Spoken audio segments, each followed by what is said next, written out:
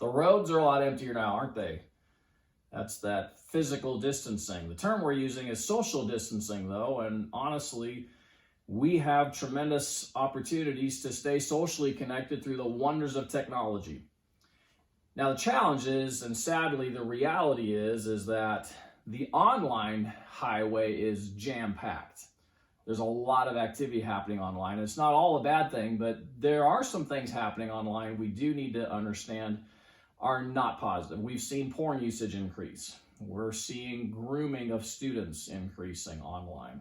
We're seeing people connecting with people they think they know in person, and they're finding out that this person is not who they really are online. So there are some challenges happening. In our organization, the Stop Trafficking Project, we are hyper-focused on 3 words: the exploitation of vulnerability. So I just want to unpack for you some things in the next couple minutes about the reality of how we really during this time need to be extra vigilant in keeping especially our students and our kids, our children, safer online with the increased amount of activity that they have going on there. So let's start with this.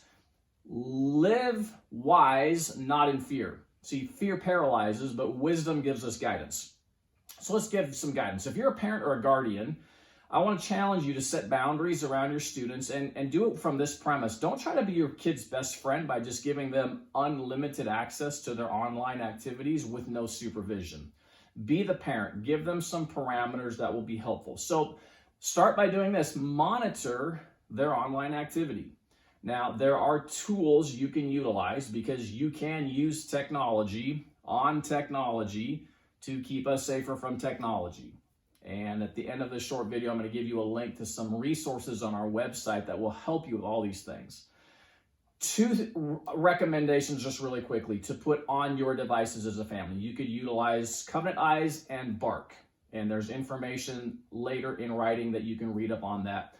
But I would challenge you, whatever you do, don't say, hey, well, I'm safe now because I put some technology on my technology that's going to solve the problem. Your eyes and time is still the best solution to keeping your students safer when they are online. There was a national survey done of students, and they said, you know, when you're online and you encounter something that makes you feel unsafe or uncomfortable, why aren't you going to trusted adults? And basically they said because the adults freak out.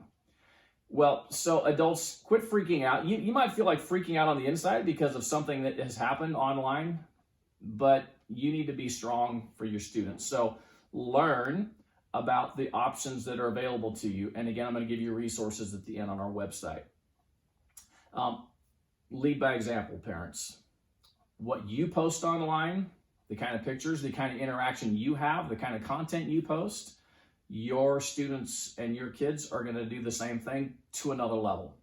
So I really want to challenge you during this time of social interaction that's primarily happening online to pay attention to what you do. And then remember this, when it comes to your students, you own their devices. So you have the right to know all the passwords and you should know them. Quick challenge. If during this time your student comes to you and says, hey, there's a new game I want to try out or a new app I want to try out, sit down with them if you decide that that is a safe option for them. Because especially with apps, most apps, the primary default to when you set up a new app is public. And you have to work really hard to make it go private. So if you decide for whatever reason, you as a family decide this app, I'm going to allow my student to have it, make sure you sit with them when they set that app up for the first time and help them immediately get that set to private. Here's the thing, whatever you decide in your family, be consistent. So be consistent in no technology in the bedroom for your kids or anybody, no technology around the meal table. Hopefully you're having more time to have meals together. A lot of those kind of things. When you set those parameters, be consistent. And one tool that could help is another resource that I'll make available to you in a moment is a simple contract. We offer social media, cell phone contracts. And just sit down and go through that. And if you break it as an adult, there's a consequence for you. If your student breaks it, there's a consequence for them. Agree on that plan with your family. Here's the thing to remember though, it's no longer a matter if, it is now when we encounter something online that's a challenge. How are we going to deal with that? So here's the thing.